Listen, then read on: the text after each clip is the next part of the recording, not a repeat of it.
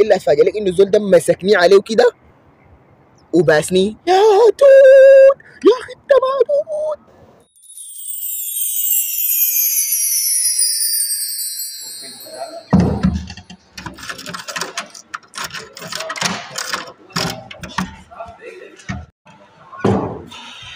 طيب السلام عليكم ورحمة الله تعالى وبركاته، كيفكم؟ إن شاء الله كويسين. السلام عليكم، كيفكم؟ طبعا الليلة الجو ظريف والدنيا عصريات، ف ده عندهم دوري بغالي، فالجو زي ما قلت لكم جميل والدنيا عصريات.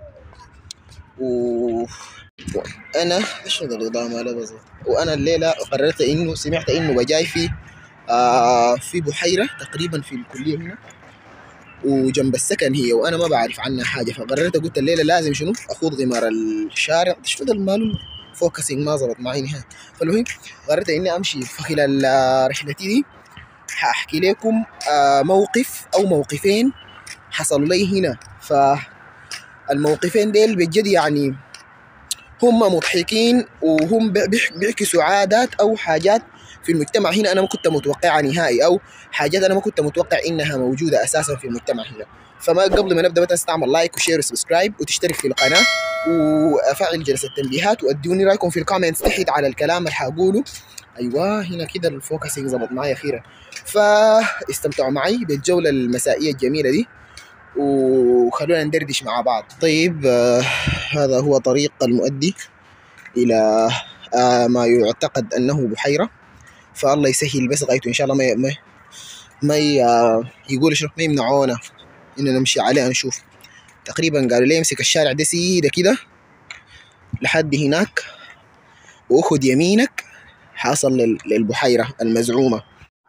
طيب زي ما قلت انه خلينا نثبت حاجه من خلال الفيديو ده، انه اي بلد انت سافرت لها او اي دوله انت سافرت لها او اي محل انت مشيت له خليك خدت في بالك او خدت في مخك انه في تداخلات ثقافيه وفي صفات في المجتمع ده حتكون يعني بالنسبه لمجتمعك هي غريبه، او حتى لو ما غريبه يعني ممكن تكون هي كلمات او صفات او حاجات او عادات نحن في المجتمع هناك ما متقبله عندنا، لكن هم عندهم هنا عادي.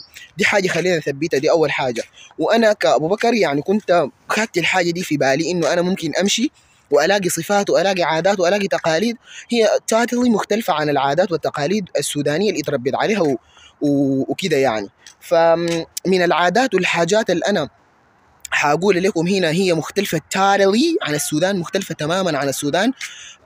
عادات شفتها يعني هنا صراحة تمام واتصدمت بيها صراحة، مع اني كنت مهيئ نفسيا كده ومعنويا انه انا حالاقي حاجات غريبة علي او غريبة على الاسم على المجتمع بتاعي، او عادات هي اساسا في المجتمع بتاعي ما منتشرة، او ممكن حتى لو منتشرة ما بالصورة الكبيرة ديك. تمام.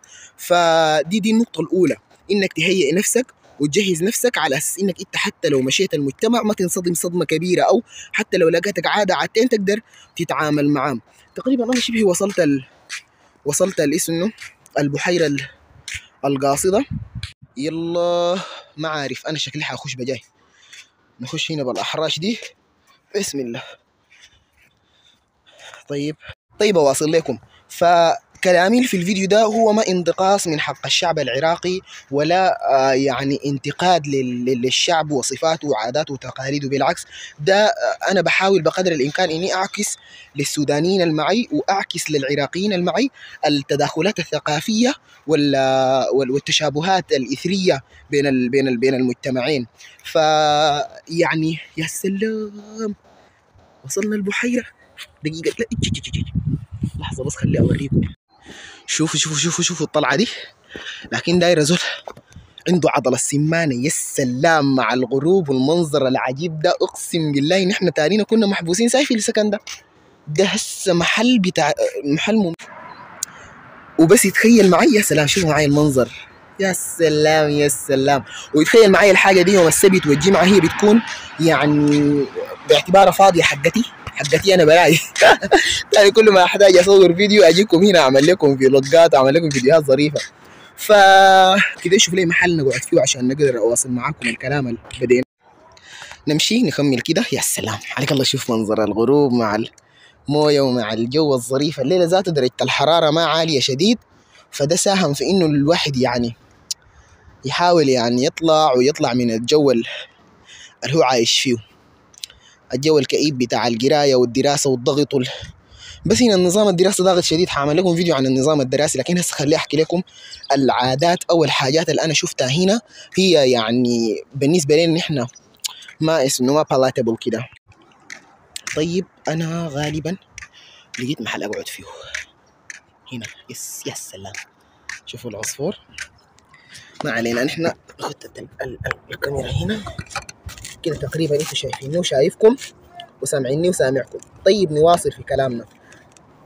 فزي ما قلت في عادات وتقاليد هي بتكون في المجتمع عادية، لكن حسب المجتمع بتاعنا وحسب عاداتنا وحسب تقاليدنا هي ممكن تتشاف عيب عديل. فسبحان الله يعني من الحاجات دي أنا لما جيت هنا يومين تقريبا، يومين. اليوم الأول صراحة أنا وصلت الساعة 4 ونص صباحا، فقضيت اليوم كله نوم، ما فهمت حاجة من البلد، ما فهمت حاجة من أي تفاصيل. فصحيت حوالي الساعة 2 ظهرا، اكلتها ورجعت نومت تاني، صحيت الساعه 2 صباحا. فقمت وجهزت، حتى بتذكر كنت وصلت يوم الخميس بالليل او يوم الخميس الصباح، فنمت اليوم ده كله. صحيت الجمعه صحيت كده بمزاج، قمت روقت قعدت ظبطت اموري، قعدت اتعرفت على الشباب السودانيين اللي سبقوني وجو هنا. فبعد ما قعدت وتعرفت على الشباب وكده، يعني هي دي ذات غلطه منهم انهم ما وروني انه في حاجات وفي صفات وفي مواقف ممكن تحصل لك هي تكون ما palatable او ما مستصاغه او ما متقبله عندنا كعادتنا كسودانيين وكده. فما هيئوني او انا ما لقيت زول يهيئني للحاجه دي.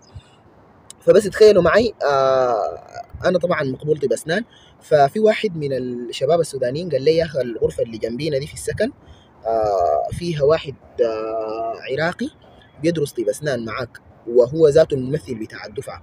فقلت يا سلام، دي حاجه كويسه الواحد يمشي يشوفه ويتعرف عليه، وحتى يتعرف على اوكي ومعلش، وحتى يتعرف على النظام الدراسي، يتعرف على الحاجات اللي ممكن تواجهه هنا. فلكم يا مؤمنين ان تتخيلوا، الولد اسمه سين من الناس، ما دار اقول اسمه. فلكم ان تتخيلوا انه انا الود بكل حسن نيه مشيت ودقيت باب غرفتهم كده، السلام عليكم. فتح لي واحد ما شاء الله شاب طيب ظريف، تبدو عليه ملامح التقوى والوقار، وما شاء الله يعني زول ممتاز جدا. سألته كيف الحال؟ إن شاء الله كويس. قلت له وأنا أبو بكر وجيت من السودان وجيت امبارح وما عارف فايتاني مواد كثيرة. وقال لي إنه هنا في واحد ممثل الكلية. قال لي فعلا في اسمه كده، لكن هسه طلع، فحاول امشي وتعالوا. فما مشكله، قلت ما مشكله. لفيت كده، اخذت لي لفه حول السكن ذات، شفته وبتاع، شفت السكن وكده. فدي حاجه عاده فيني، انه انا ابو بكر ده بحب دايما المحل اللي مشيته اعرف مداخله ومخارجه. فمجرد ما جيت بيوم واحد ما ارتحت، لفيت السكن، عرفت ذاته الحدائق وين، عرفت الجيمبا وين، عرفت اسمه الملعب بتاع الكوره وين، ملاعب الطايره والحاجات دي، غرفه المطالعه، المحل اللي ممكن امشي اذاكر فيه. مشيت قريت الارشادات بتاعت السكن دي، برضه نقطه مهمه لازم تتثقف في المحل اللي انت فيه او المحل اللي انت قاعد فيه. فالمهم بعد لفتي ديك رجعت، رجعت له في الغرفه، لقيت الباب برضه تاني، طلع لي نفس الولد المحترم ده، قال لي يا اخي والله الزول ده بتلقاه هسه حاليا في جنب الحمامات تقريبا، جد مشي الحمامات وجاي راجع، لكن عشان ما تمشي وتتعب واحتمال انت تلاقيه في الشارع ما تعرفه، انتظروا هنا. فربنا يكرمه، قعدني معاه في الغرفة، وما شاء الله ما قصر معي، أكرمني جدا وتونس معي، تعرف علي انت من وين. وطبعا السؤال المعروف جدا، دي أول عادة عندهم، يا مواليد. حرفيا بقول لك يعني نحن في السودان ما بنسأل عن تاريخ الميلاد كتير. ديل هنا عندهم ده حاجة نت بيرسونال، ما حاجة شخصية نهائي. بيسأل طوالي انت يا مواليد، يعني مواليد سنة كم، طوالي بيخشوا فيك ويو دايركتلي كده. فهم شعب اجتماعي جدا. فالمهم قعدت انتظرت صاحبي ده فترة. لما جاء هو اساسا حكى له عني، يعني قالوا له في واحد اسمه سوداني اسمه ابو بكر وجاك هنا وفتشوا ما لقاه كده. فلما جاء جاني ابو بكر هلا بالذهب وشنو ما عارف. قمت على اساس اني داير اسلم عليه في كتفه كده او بتاع، فجاه بس شفت الا اتفاجئ لك انه الزول ده مسكني عليه كده وباسني. يا ناس انتوا سكرانين. فبس انتوا تتخيلوا يعني انا فجاه بقيت بقيت في شنو يا مؤمنين لماذا نحن هنا؟ قاعد ده ماله يعني في نفسي كده يعني بصراحه حاجه، اول حاجه كانت غريبه علي، ثانيا خلعني بها خلعه فاجأني بها، ثالثا يعني صراحه انا بصراحه ما عرفت اتصرف اعمل شنو او اقول شنو او بتاع. ف وقفت بس بقيت بشوف ليه. فالمهم مشيت الموقف، مشيت انا سلكت له، مع انه والله صراحه كان الحاجه غريبه وفي نفس الزمن يعني الحمد لله انا عندي سلوك انفعالي شويه، فالحمد لله قدرت اضبط نفسي في اللحظه دي، يعني تعاملت مع الموقف بسلاسه. فالمهم استغربت كده حتى الكلام الجديد داير اقوله له زي الطشه مني كده، اخذت زي ثانيتين ثلاثه كده في لحظات بتاعت شنو، بتاعت زي ما يقولوا تقبل للموقف او تحليل للموقف وتحليل لتصرفي والفيدباك المفترض تطلع. فالمهم لما قعدت مع نفسي امشيه.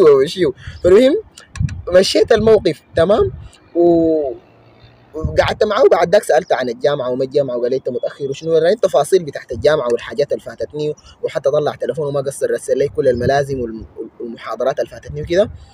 رجعت الغرفه للشباب السودانيين، قلت لهم انتوا عارفين يا مؤمنين انا الليله تم انتهاك حرمتي. الشباب كيف يعني يا زول حصل شنو بتاع؟ قلت لهم انا في العراقي باسني، في واحد عادي. قلت له يعني انتوا متعودين انه تتباسوا. فبجد يعني البوسه دي في السلام نحن كسودانيين بنكتفي بانه نقول السلام عليكم، بنسلم بالكتف، يعني ايفن انت لو مشتاق لزول شديد يهاجم يعني بتعاون كده عناق خفيف وبتسلم عليه عادي. فده مثال للتداخلات الثقافيه والصفات الاجتماعيه اللي بتختلف من مجتمع لمجتمع. فانا حبيت اذكر الكاميرا وقعت، خليني ارفعكم لحظه.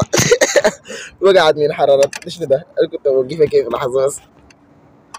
فكنت بقول شنو ده مثال زي ما قلت لكم للتداخلات الثقافيه والمجتمعيه الممكن يعني انت تواجهك في السفر. تمام.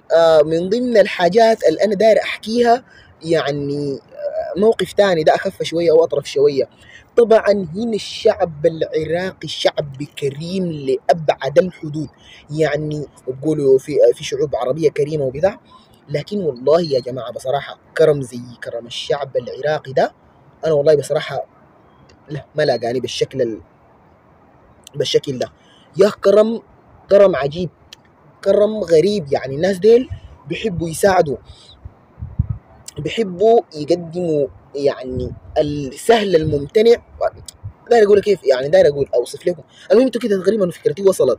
الناس ديل كريمين بصوره مبالغ فيها، بيحبوا يساعدوا، بيحبوا يقدموا في يدهم كله عشانك، يعني انت كزول غريب او بيناتهم يعني. ده غير انه الموقف الطريف اللي حصل معي كالاتي: شعبي متزن وتحسهم مساكين لم ينغلط، يعني مساكين يا اخي بيتعاملوا في الحياه دي ببساطه، اقسم بالله انا دي عاده جميله لقيتها عندهم. وحصل لي فيها موقف طريف كده. فمره كنا راكبين طبعا في باصات بتاخدك من السكن بتوديك للكليه محل نحن بندرس. فالمهم صحيت الصباح كده بطريقه ظريفه وظبطت اموري ولبست يا زول وكده ومشيت. ركبت في الباص، فركبت قدام نظام دار اشوف المدينه ودار اتعرف على التفاصيل بتاعت المدينه وكده. الزول الفرحان داك، شفت الزول الفرحان اللي بيكون دخل محل جديد داير داير اي حاجه يشوفه ويتعلمه وبتاع. انا عندي طبعا كيوريوزيتي فظيع يعني بيسوي شنو فضول عندي فضول كده غريب. فالمهم ركبت في العربيه قدام كده جنب السواق وجلس يسولف معي من وين انت وكده وبتاع. فبس يتخيل معي الزول ده سايق في العربيه بمزاج كده بس جات عربيه صغيره كده خشت قدام الباص بتاعنا، يعني قرب كان يدعمها من ورا، يدقشها كده من ورا. فالمهم الزول ده داس فرامل. انا دي ردة الفعل الطبيعيه للزول الطبيعي، للسوداني الطبيعي: يا توت يا اخي انت ما توت. تخيل ردة فعل الزول ده كانت شنو؟ ردة فعله كانت امشي امشي رحم الله والديك. انا جاني جلتش للمرة الثانية، امشي امشي رحم الله والديك. والله لماذا نحن هنا؟ ليش الناس دي بيتعاملوا ببساطة بيتعاملوا ببساطة زي ده؟ فدي الموقفين يعني بجد اقسم بالله، يعني انا بالنسبة لي كان زي تقدر تقول زي صدمة حضارية او ما تعرف شنو. المهم حاجة كده يا جماعة والله بصراحة كده البرد ده عصر علي عاديل، فخليني اشيلكم معي. وغير ده انا تلقيت قبل شوية مكالمة هاتفية، ف لغيت عشان اسولف معاكم واحكي معاكم واحكي لكم بعض التفاصيل اللي مرت علي دي. تمام. ده غير اني ما جيت بنظرتي وعيوني بدات توجعني. والله بجد المحل جميل وظابط وممكن الواحد يجي بملازمه يقرا هنا. فدي الموقفين حبيت اشارككم بيهم. وحبيت اوريكم انه فعلا انت في السفر بتلاقي مواقف وبتلاقي حاجات هي ممكن تكون غريبه عليك او سترينجر بالنسبه لك، لكن انت حاول بقدر الامكان انك تتماشى مع الموضوع لحد ما تفهم البلد وكده. لحد هنا تقريبا انا خلصت القصتين الدار احكيهم لكم. اكتبوا لي في الكومنتس ارائكم وتعليقاتكم وتفاصيلكم اللي عايزين تشاركوها معي، واكتبوا لي رايكم في المحتوى برضو. اكتبوا لي عايزين تشوفوا شنو. عندي في افكار كثيره بتاعت محتوى في الايام الجايه، لكن صراحه بس هسه مضغوط امتحانات شويه. اخلص من الامتحانات حاردمكم فيديوهات لمن يعني حتى تبلغ الهنايه وكده وبتاع يعني. دار اقفل الفيديو اقول لكم ما تنسوا يعني في حاجه معينه انا دار اقولها. والله بصراحه النصيحه دي هي من قلبي لاي زول يعني بيشاهد فيني في اللحظه دي. يعني ما تحكم على الكتاب من غلافه. من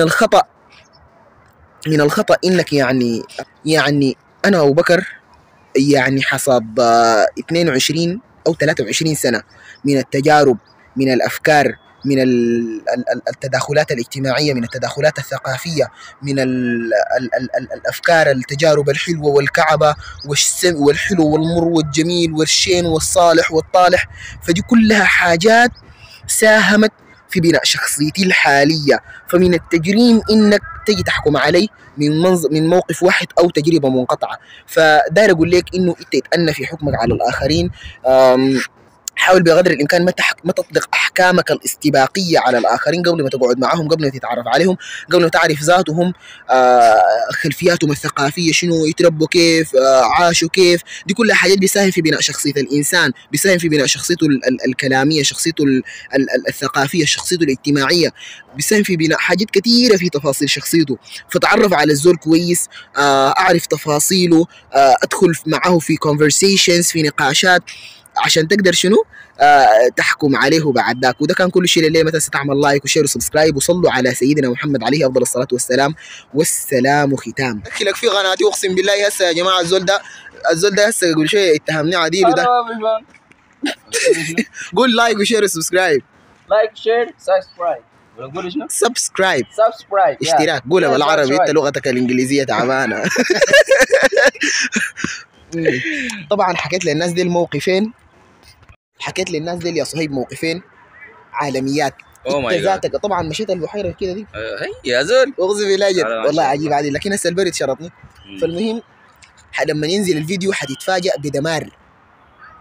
فعشان كده اقول لهم اكسبلوجن اسمه كده. ايوه اي كان اسمه كده.